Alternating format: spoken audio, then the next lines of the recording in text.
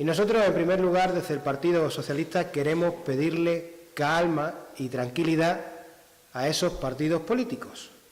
Entre otras cosas porque esta propuesta de ley va a ir ahora al Consejo de Estado y porque ese Consejo de Estado emitirá un informe preceptivo a esta propuesta de ley.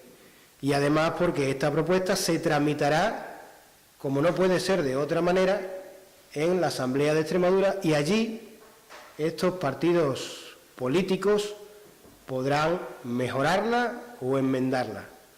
Por tanto, lo que le pedimos es calma y tranquilidad porque habrá total transparencia, como no puede ser de otra manera, durante la tramitación de esta propuesta de ley y que podrá ser mejorada y que será escuchada todas las mejoras que los diferentes partidos políticos del arco parlamentario de Extremadura puedan proponer.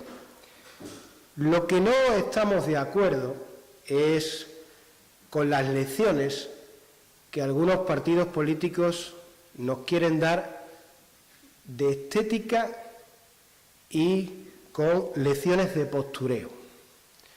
Frente a la estética y las lecciones de postureo de algunos partidos políticos, el Partido Socialista lo que busca es la generación de oportunidades, la generación de empleo y la generación de riqueza para esta región.